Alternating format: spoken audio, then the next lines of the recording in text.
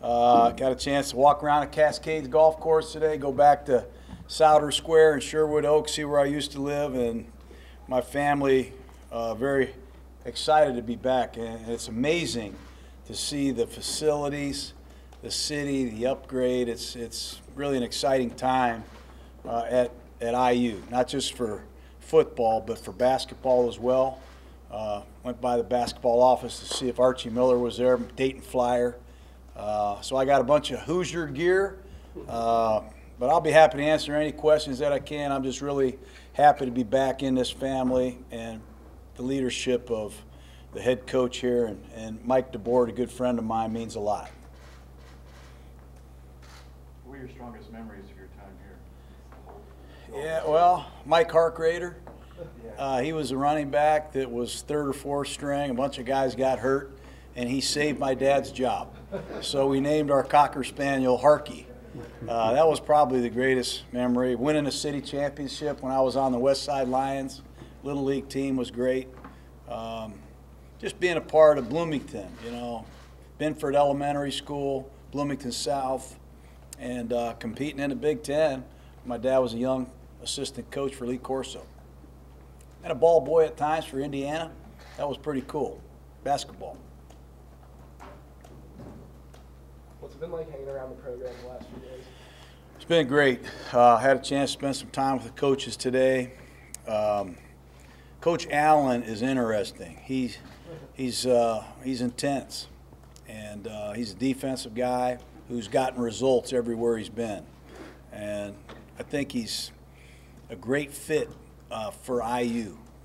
I really believe that Mike DeBoer on the offensive side of the ball, Coach Allen on the defensive side of the ball is unique, very experienced, thorough, game planning coaches that can adapt on a weekly basis. So it's been fun, been really cool. What did you tell the team when you had a chance to talk to them very quick? Well, I just emphasized three things. The first was communication. I think we're all good at email communication, Snapchats and text messages, but just emphasizing a winning edge communication, face-to-face communication. I challenged everybody to master the system of football. Offense is new, system is new, master it. And on defense, take it to another level of mastery so you can, thirdly, train the young kids that are coming in here. These coaches have it tough. I mean, they really do with the NCAA. The rules prohibit a lot of contact, as we once had. That's a big reason I'm not in coaching anymore. But these young players have to learn to train themselves and train the young kids that are coming in. And to do that, they got to be great communicators, and they have to master their system of football so they can do that. John, when you look at the quarterback position, what does it take to be a great quarterback both at the college level and the pro level? You know, we just did 7 shows with 7 quarterbacks, and we emphasized the 3 letters RCE: recognition, communication, and then execution. So many of these young quarterbacks today aren't finishing college. They don't compete in spring practice because they don't want to get hurt. And on game day, they don't even look at the defense. They get all their information from the sideline. So the recognition of the coverage, the recognition of the matchup, the recognition of what to do is reduced, which also reduces the communication. Hey, the great quarterbacks, they recognize every defense. They recognize everything. And then they communicate the best possible play to run. That allows supreme execution. So I think those 3 things are the areas that I've focused on. And I think that's what the great ones have, the ability to do that. John, let me ask you about the team up the road and Andrew Luck and the Colts is coming off of surgery. Give me your thoughts on concerns with him, the offensive line there, and how that team looks going forward. Well, if you have Andrew Luck, you got a chance. You know, I mean, it all starts there. They just had no continuity on the offensive line. I remember doing a couple broadcasts. I don't know how many different guards they've had play there in the last couple of years. They got to get some stability and some continuity to be great, I believe. They do have an outstanding receiver. I love T.Y. Hilton. I think losing Dwayne Allen is a tough loss for him. He did a lot of dirty work. You know, Jack Doyle, I hope, steps up.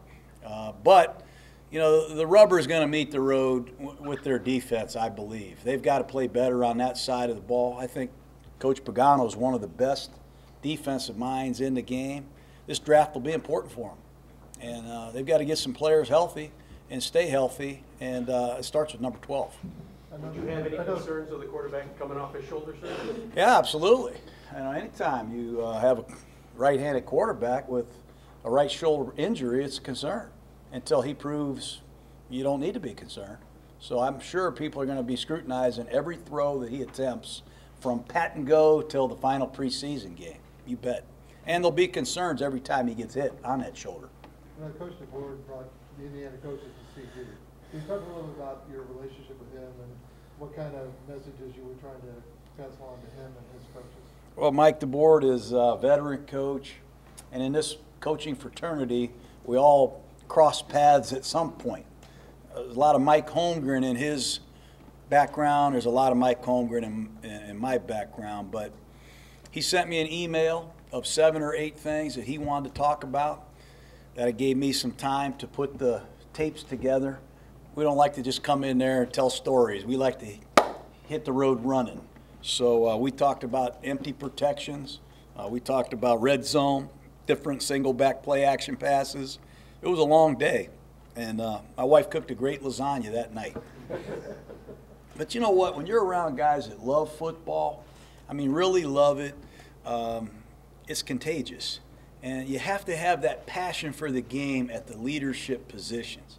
And I think when you see Allen at these press conferences, I think you just feel this guy loves football. And I love being around that. And I love being around the board for the same reason. And I think that's going to permeate this entire roster and program. John, Tom Allen kind of took over a program that's rising. What's important for him to make sure that what does he need to focus on to make sure that he keeps the program rising? Got to just stay true to himself. You know, he just got to keep his energy level high, make sure he gets some rest. You know, that's the big thing. You know, sometimes you get these jobs. I remember when I got a job, I looked at myself one day in the mirror. I said, I don't even look like myself. You know, you don't sleep, you don't eat, you don't take care of yourself. So I challenge him to do a great job of, you know, measuring when enough is enough, because he's going to push it to the brink. But he's got to have to trust his coaches, and he's going to have to, you know, have a contingency plan for when things don't go right.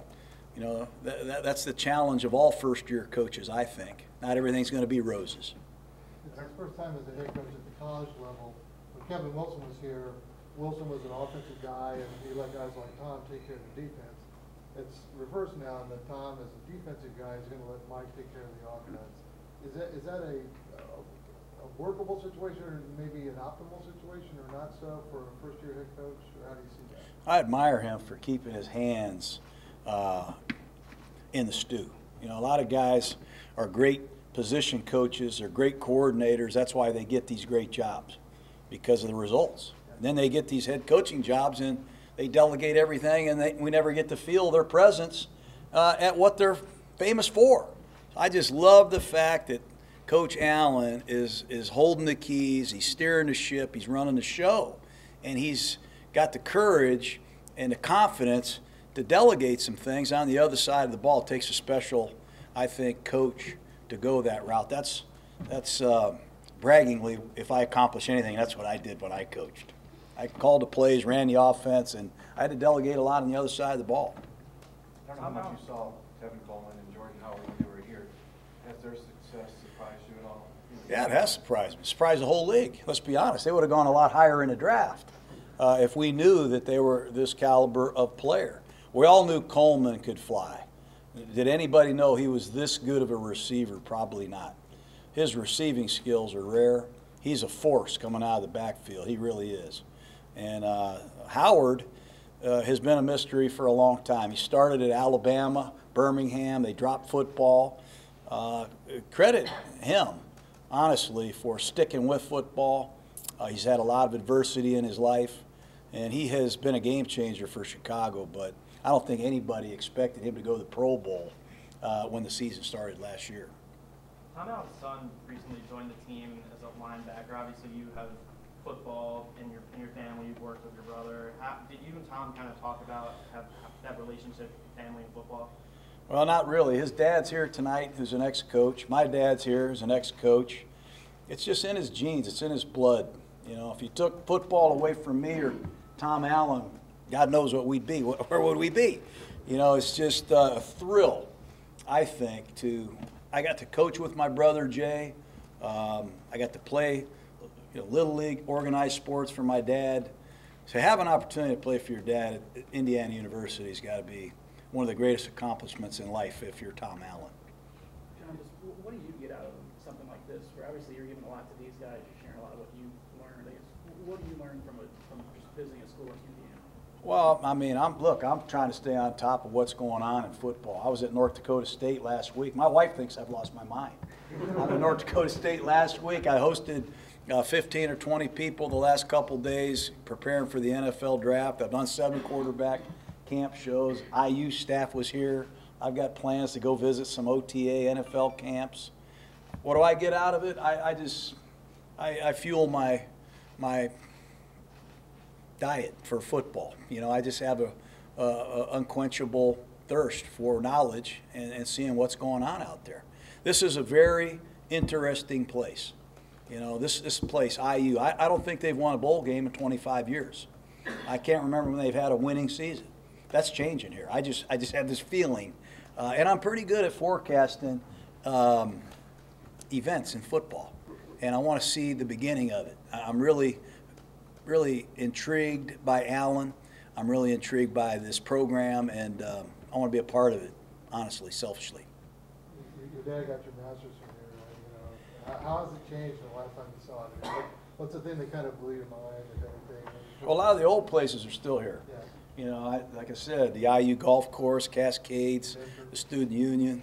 You know, a lot of things haven't changed at all. Bryant Park, you know, you see some things that you remember vividly, but then you see some structures and some facilities that are awesome. And the limestone buildings are still really cool, you know, and I think difference making when you look at IU's vast campus. It looks like some of these buildings have been here 100 years, but they're brand new. So it's really cool. John, with the passion you have for football, and I know you've been asked this before, will there ever come a time you think that you want to get back into coaching, or you like, I'm done? Yeah, I probably will be. You know, every year I fight it, and I really feel like I am coaching. You know, I don't think people know what goes into these quarterback camp shows that we do, or a Monday night football broadcast. We don't just show up and, you know, start going after the microphone. You put a lot of preparation into it. Try to help these quarterbacks get 1% better. We had Kirk Cousins, a bunch of the Redskin players came down for a few days to Tampa. That's coaching. You know, got to spend some time with some of the players here today. That's coaching. But one of these days, maybe, you know, who knows. But I'm preparing to do that. How meaningful is it for you to not only have this opportunity, but to be able to share it with your dad? That's the great moment. My youngest son, Jason, is visiting IU. I don't think he's going to be a player, but the thought of him perhaps coming to Indiana, where his Uncle Jay and Uncle Jim and his dad grew up, is really cool. So my wife's here. We're all here to get reunited with the Hoosier Nation, and it is very, very neat to spend time with my dad here.